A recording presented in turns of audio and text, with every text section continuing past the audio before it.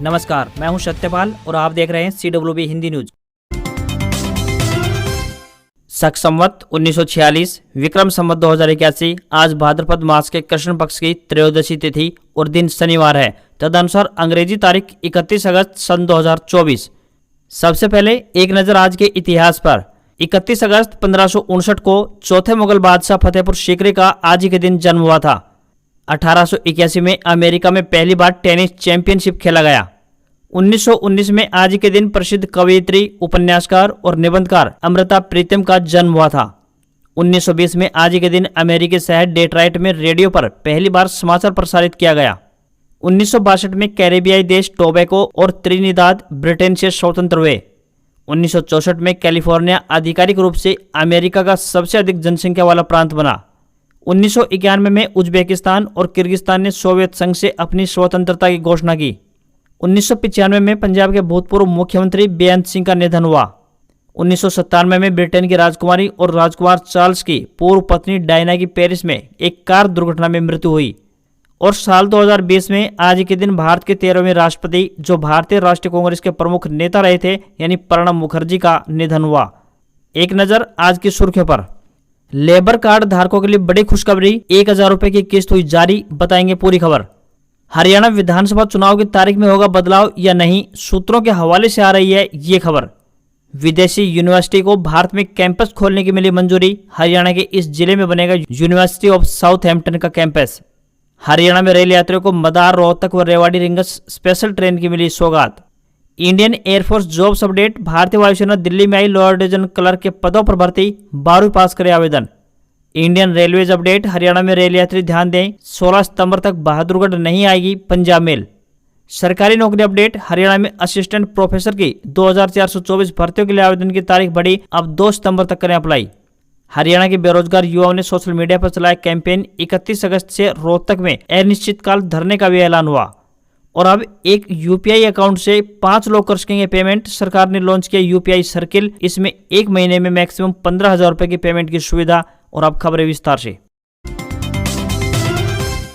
अगस्त का महीना शुरू होते ही मानसून ने अपना रंग दिखाना शुरू कर दिया और लगभग पूरे ही महीने अच्छी बरसात देखने को मिली है। इसने जून में हुई बरसात की कमी की भरपाई करने का भी काम किया। मौसम विभाग द्वारा जानकारी देते हुए बताया गया है कि वर्तमान में बंगाल की खाड़ी में एक कम दबाव का क्षेत्र बनने के कारण हरियाणा में 2 से 5 सितंबर तक बरसात की संभावना बनी हुई है। इस दौरान पश्चिमी विक्षोभ भी अपना असर दिखाएगा। सितंबर के महीने में बरसात के अन्य स्पेल आने से बारिश की कमी काफी हद तक दूर होगी। प्रदेश में गर्मी का प्रकोप भी अब धीरे धीरे कम होने लगा है। हालांकि वातावरण में नमी बरकरार है। वहीं अगले सप्ताह मानसून टर्फ हरियाणा, एनसीआर व दिल्ली पर आने से मानसून में तेजी आने की संभावना मौसम विभाग ने व्यक्त की है।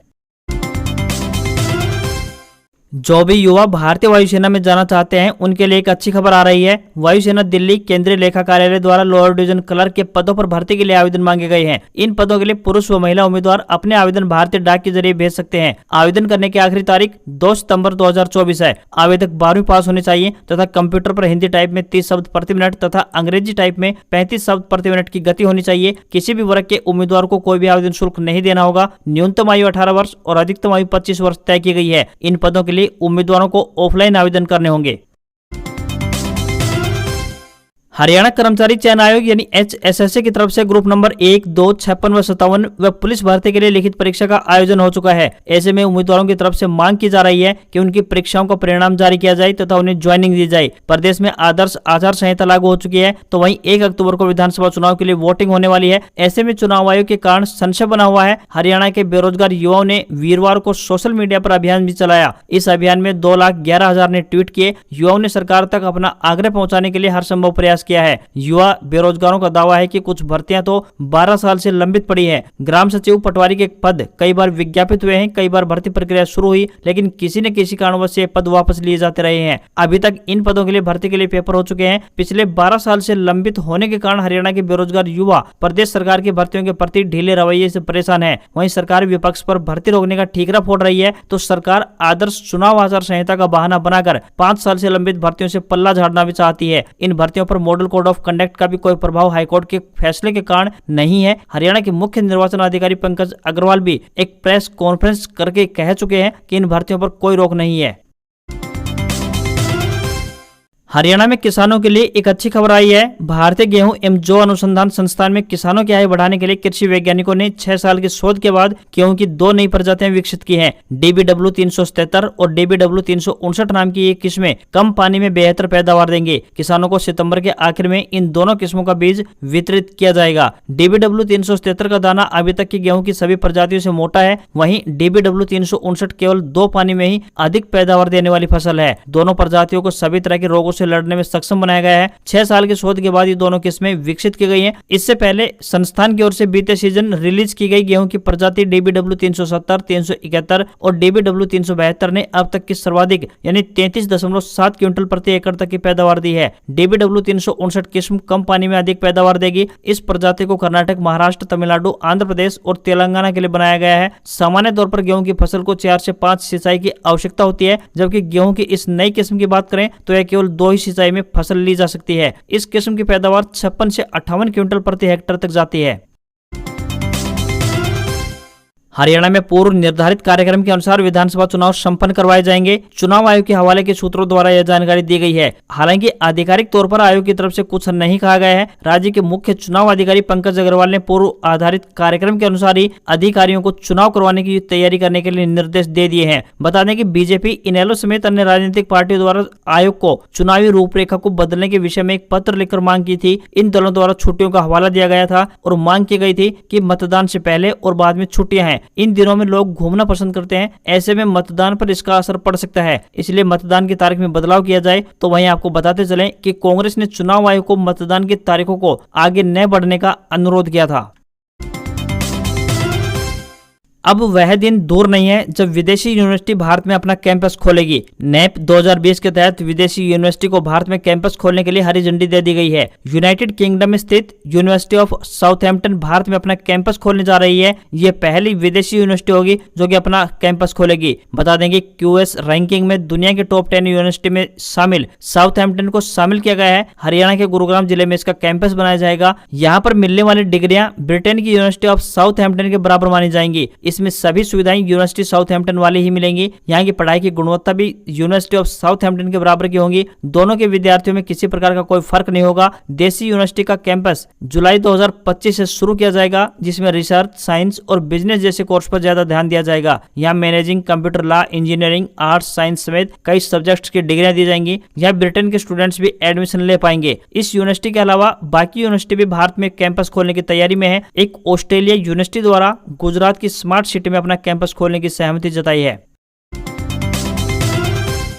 हरियाणा में रेल यात्रियों के लिए एक और अच्छी खबर सामने आई है। भारतीय रेलवे ने त्योहारी सीजन पर अतिरिक्त भीड़भाड़ को देखते हुए यात्रियों की सुविधा का ख्याल रखते हुए मदार, रोहतक मदार और रेवाड़ी रिंगस रेवाड़ी स्पेशल ट्रेनों का संचालन को हरी झंडी दिखा दी है। ट्रेन नंबर 09639 मदार रोहतक स्पेशल ट्रेन 1 सितंबर से 31 दिसंबर तक मदार से प्रतिदिन 4:30 बजे रवाना होकर 12:50 पर रोहतक पहुंच जाएगी। इसी तरह वापसी में ट्रेन नंबर 09640 रोहतक मदार स्पेशल ट्रेन 1 सितंबर से 31 दिसंबर तक रोहतक से प्रतिदिन 1:20 पर रवाना होकर 10:35 पर मदार पहुंचेगी। बीच रास्ते में ट्रेन किशनगढ़, नरेना, फुलेरा, रेनवाल, बधाल, रिंगस, श्री माधोपुर, कांवट, भगेगा, नीम का थाना, मावंडा, डाबला, निजामपुर, नारनौल, अटेली, कुंड, रेवाड़ी, गोकलगढ़, झज्जर व अबोहर स्टेशनों पर दोनों दिशाओं में ठहराव करेगी। तो वहीं train number 09637 Rewari rings special rail सेवा 1 सितंबर से 7, 8, 13, 14, 15, 16, 18, 21, 22, 28 और 29 सितंबर को रेवाड़ी से 11:40 पर रवाना होकर 2:40 पर रिंगस पहुंचेगी। बीच रास्ते में ट्रेन कुंड, काठुआ, सटेली, नारनौल, अमरपुर, जोरासी, निजामपुर, डावला, माउंडा,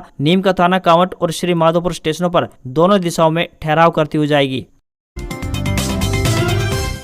हरियाणा में विधानसभा चुनावों को लेकर राजनीतिक सरगर्मियां तेज होती जा रही हैं। इसी कड़ी में बीजेपी प्रत्याशियों की लिस्ट को लेकर प्रदेश अध्यक्ष मोहनलाल बडोली का बयान सामने आया है। उन्होंने कहा कि हमारी पार्टी की ओर से उम्मीदवारों की पहली लिस्ट जारी होने में अभी 1 से 2 दिन और लग सकते हैं। बाकी बची हुई सीटों पर उम्मीदवार फाइनल करने को लेकर जल्द ही बैठक बुलाई जाएगी। मोहनलाल बडोली ने बताया कि केंद्रीय चुनाव समिति की बैठक में सभी 90 सीटों पर चर्चा हुई है और कुछ सीटों पर प्रत्याशियों के नाम शॉर्टलिस्ट कर लिए गए हैं। कुछ सीटों पर चर्चा के लिए अभी 2 दिन का समय और लगेगा। 2 दिन के बाद फिर से बैठक होगी। अभी कोई भी नाम फाइनल नहीं हुआ है, सभी नाम शॉर्टलिस्ट किए गए हैं। सारी लिस्ट एक साथ नहीं आएगी। इसके साथ ही उन्होंने चौंकाने वाला बयान देते हुए कहा कि वह विधानसभा चुनाव नहीं लड़ेंगे। सभी 90 सीटों पर पार्टी उम्मीदवारों को चुनाव लड़वाने का काम करेंगे। उन्होंने बताया कि सीएम नायब सिंह सैनी लाडवा विधानसभा सीट से चुनाव मैदान में उतर सकते हैं।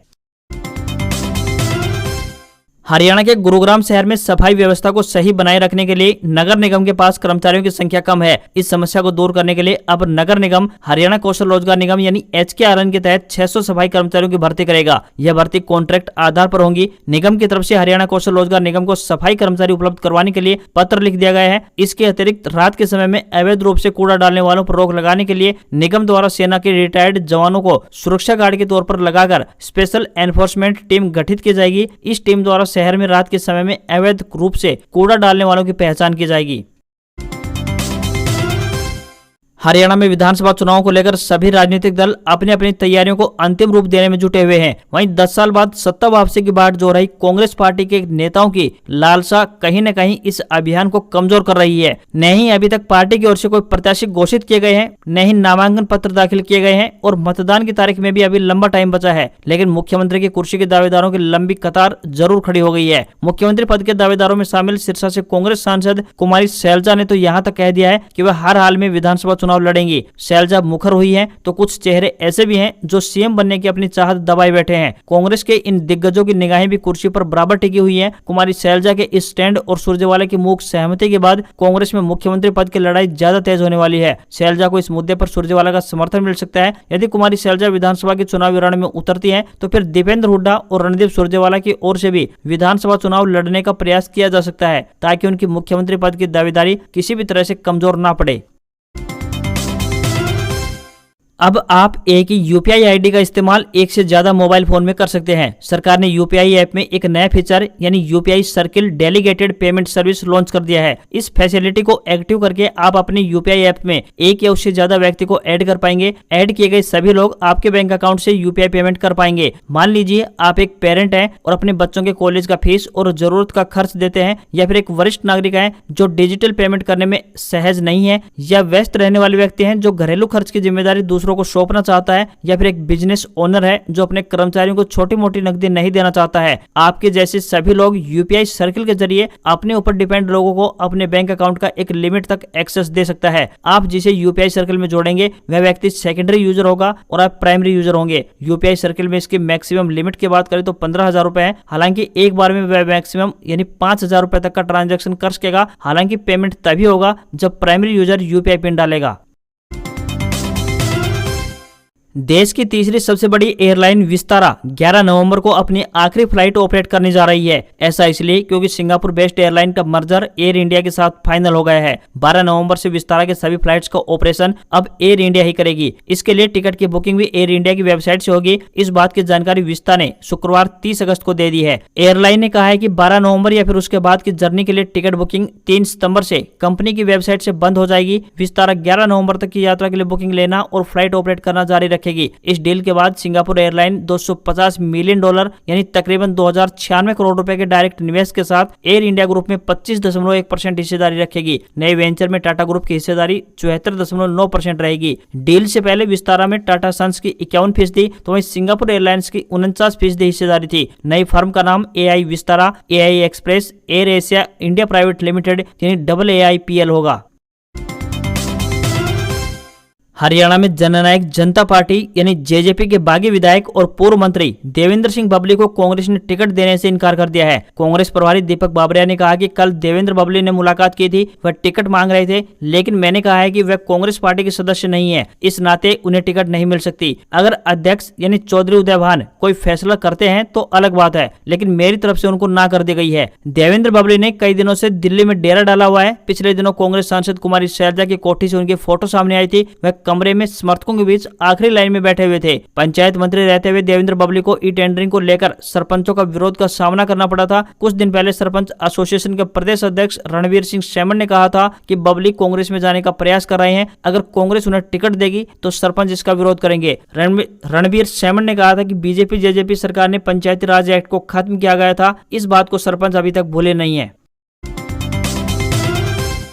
अगर आपके पास भी लेबर कार्ड है तो आपके लिए एक बड़ी खुशखबरी है। लेबर कार्ड का 1000 रुपए का भुगतान जारी कर दिया गया है। 2.3 करोड़ लेबर कार्ड भुगतान उन सभी लोगों को जारी कर दिया गया है जिनके पास लेबर कार्ड है। लंबे समय से लेबर कार्ड भुगतान का इंतजार कर रहे लेबर कार्ड धारकों के लिए यह अच्छी खबर आ रही है। खबर मिली है कि लेबर कार्ड का 1000 रुपए का भुगतान ट्रांसफर कर दिया गया है। यह भुगतान लाभार्थी के खाते में जमा कर दिया गया है। यह पैसा डायरेक्ट बेनिफिट ट्रांसफर के माध्यम से लाभार्थी के खाते में पहुंचा है। जिन श्रमिक कार्ड धारकों को श्रमिक कार्ड के 1000 रुपए के लाभार्थी भुगतान की स्थिति प्राप्त नहीं हुई है, उनके लिए एक टोल फ्री नंबर भी जारी किया गया है जिस पर भी जानकारी प्राप्त कर सकते हैं। आप टोल फ्री नंबर 14434 यानी 14434 पर कॉल करके भी अधिक जानकारी प्राप्त कर सकते हैं। चाइनीज टेक कंपनी रियलमी ने budget segment smartphone series Realme 13 5G भारतीय बाजार में लॉन्च कर दी है। कंपनी ने सीरीज में 2 स्मार्टफोन रियलमी 13 और रियलमी 13 प्लस लॉन्च किया है। रियलमी 13 प्लस में कंपनी ने 120 हर्ट्ज रिफ्रेश रेट वाला 6.67 इंच OLED डिस्प्ले दिया है। वहीं रियलमी 13 का डिस्प्ले 6.72 इंच का है। इसके अलावा रियलमी 13 सीरीज के स्मार्टफोन में 50 मेगापिक्सल का प्राइमरी कैमरा मिल जाता है। बायर्स इस स्मार्टफोन को कंपनी की ऑफिशियल वेबसाइट और ई-कॉमर्स प्लेटफॉर्म यानी फ्लिपकार्ट से खरीद सकते हैं। कंपनी ने रियलमी 13 5G को 2 कलर और 2 स्टोरेज ऑप्शन में लॉन्च किया है। तो वहीं रियलमी 13 प्लस को कंपनी ने 3 स्टोरेज और 3 कलर ऑप्शन के साथ उतारा है। रियलमी 13 स्मार्टफोन सीरीज की कीमत की बात करें तो 17,999 रुपए से शुरू होकर 26,999 रुपए तक जाती है। आज खबरों में बस इतना ही। देखते रहिए आपका अपना हरियाणा का सबसे बेहतरीन news channel CWB Hindi news. नमस्कार। इसी आशा के साथ आपका दिन शुभ रहे।